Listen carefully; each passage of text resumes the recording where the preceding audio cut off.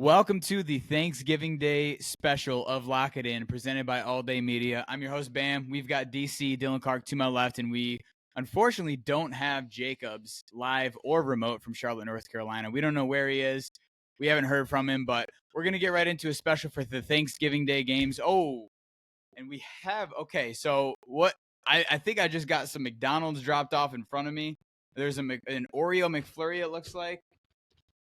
Oh my God, there's some McDoubles in here, isn't there? There's some McDoubles. McJamo time.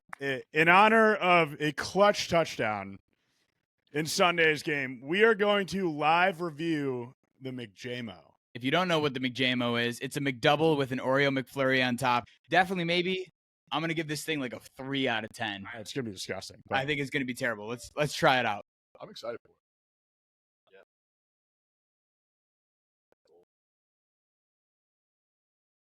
So this is an Oreo McFlurry on top of a McDouble. We got the whole works on the McDouble. We've got mustard, ketchup, pickle, and everything. If it were me, I would take the pickle off, but this is not the McJamo, so we're gonna try it. All right, we ready, boys?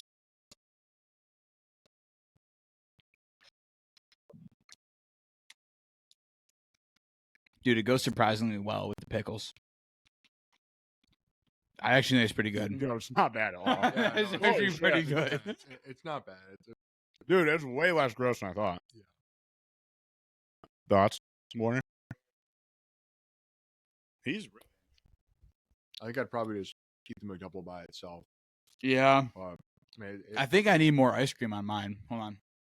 I would give it, considering I expected a 3.1, and it's more like a 5.1.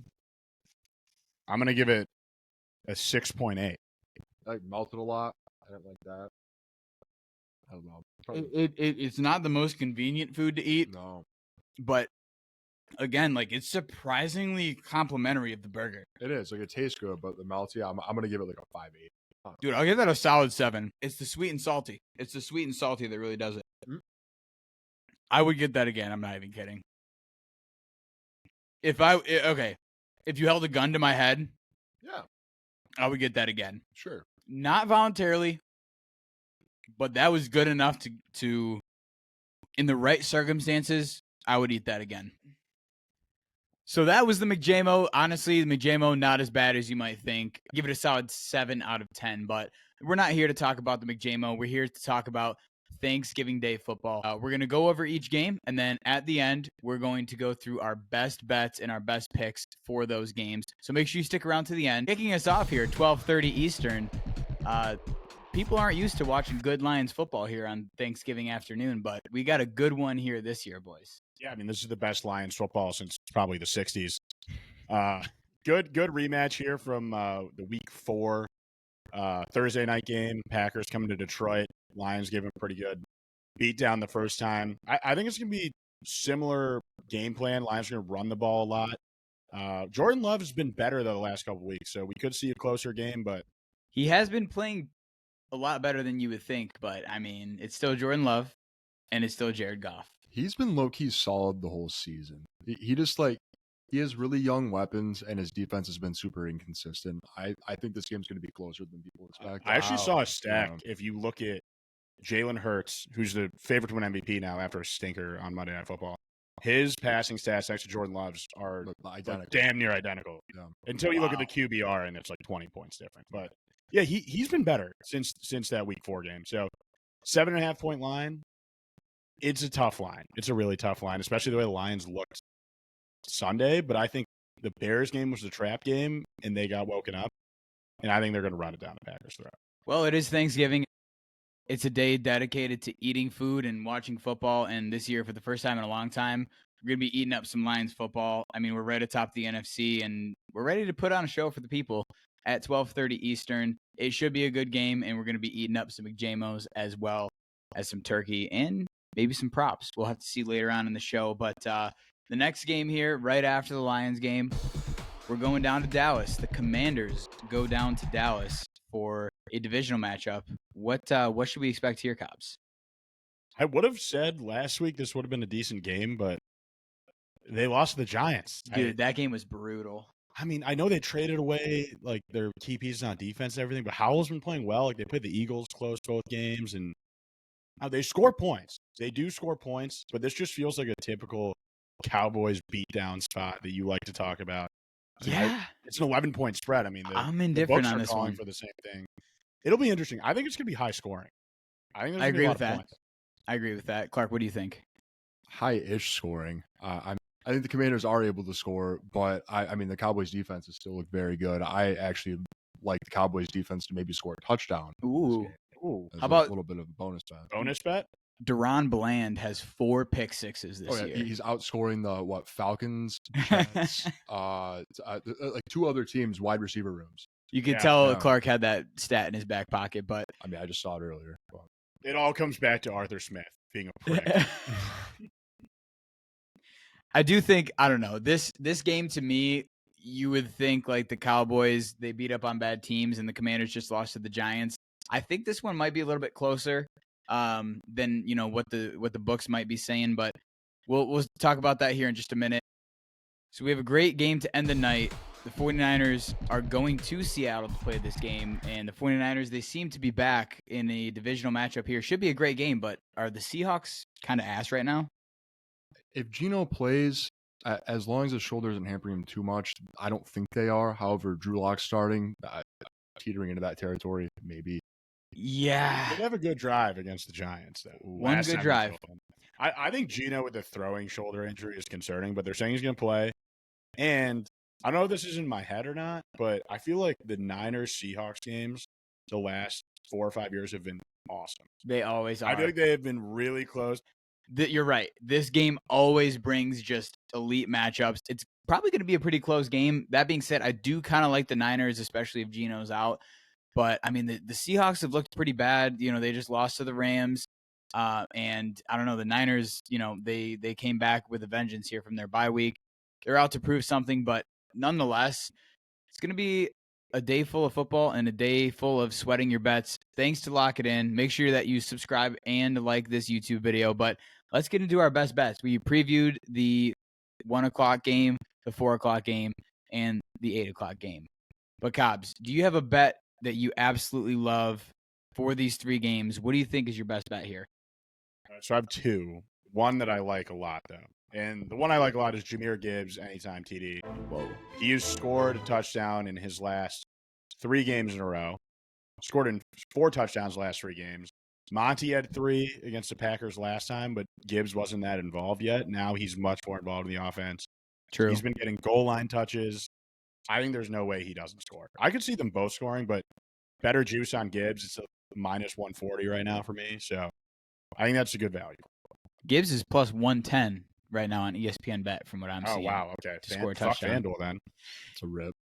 Yeah, Gibbs, I mean, you're absolutely right. He has been much more involved in the offense. I think Monty is, you know, typical goal line back, but Gibbs can score from 30 yards out, dude. He just breaks He off can runs. score from the goal line, too, though. Like against the Chargers. Yeah, absolutely. I mean, 4th and 2, and they let him.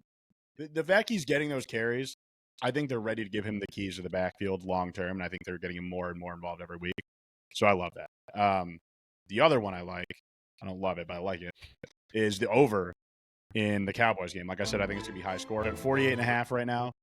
So the Commanders, they're not good, but they score points, and the Cowboys love hanging a lot of points on shitty teams. This is true. I think you're just going to see some kind of garbage time, kind of back and forth. Like even the Cowboys-Giants, I mean, that game would have hit this over. So I have way more faith in Sam Howell, and Commanders have weapons. Terry, Dotson, Brian Robinson's one of the best running backs in the league this year. I think they can score points even if they get blown out by 17. I mean, the Cowboys offense just eats. 34-17. There's your over. Primetime, Thanksgiving, you already know that Dak's going to be showing out. He's going to be putting up points, and he's going to be just no matter what their defense does, the Cowboys will score points. I actually really like that over.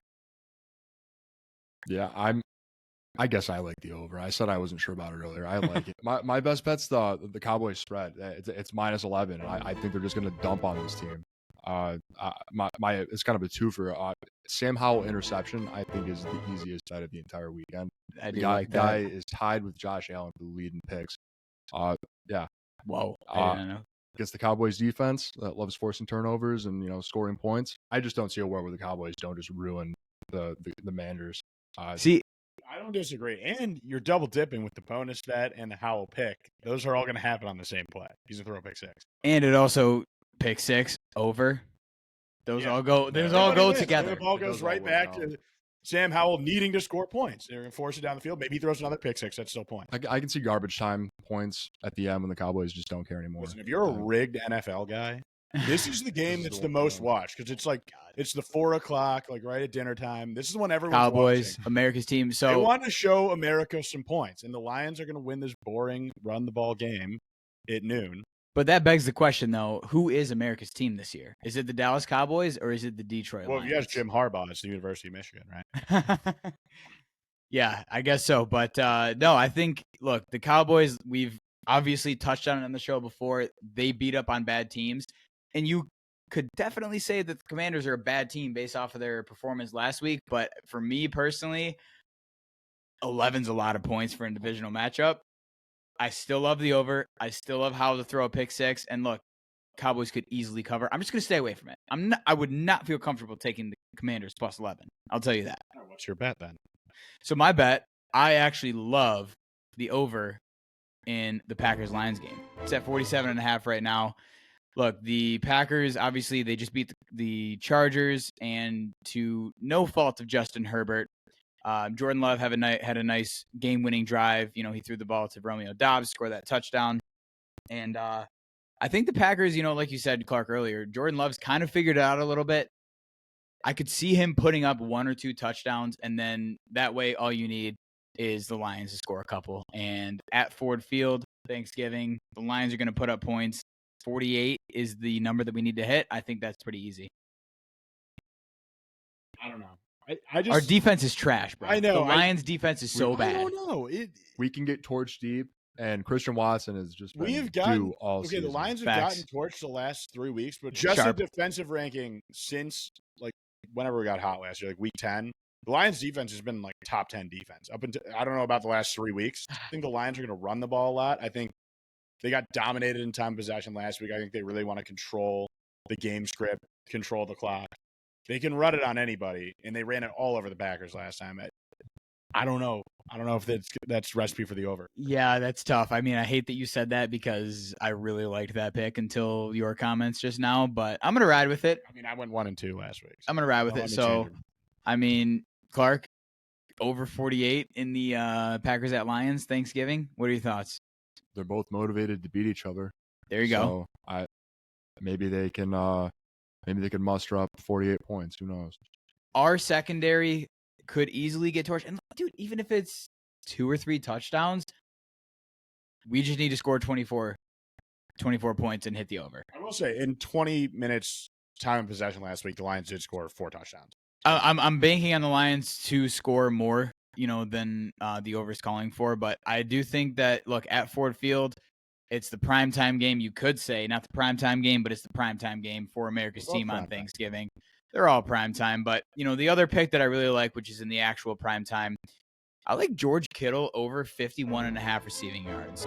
So he's been getting the ball a lot with Brock Purdy back to his usual self, who he is, Brock Purdy. He gets a lot of targets over the middle. He targets Ayuk, Debo coming out of the backfield. Look, the Seahawks, obviously divisional opponent. They're going to be all over McCaffrey. I think Kittle finds a way to get 52 yards at least. I actually like him to score a touchdown too, but 51.5 receiving yards. I love that. I like it. He's just very hit or miss in my experience betting on him. It's like his over-under is 4 catches. Like, that's it. And he has 9 or he has 2. So I get that. I think he's either going to have 90 yards and 2 touchdowns, or he's going to have 3 catches for 27 yards. So it's hit or miss. It's a hit or miss bet. The Seahawks are middle of the pack against tight ends. So, yeah. I mean, it really is hit or miss, but I'm going to take it. I don't hate it. Yeah, I don't hate it. Clark doesn't hate it. No. All right, so we've got some great football ahead of us for Thursday on Thanksgiving.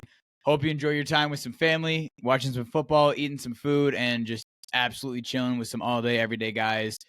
Go ahead and like and subscribe to the YouTube. Share this video. Do whatever you got to do. But thank you for watching the Thanksgiving Day special of Lock It In, presented by All Day Media. Catch us on Friday for episode 1.12. Lock it in.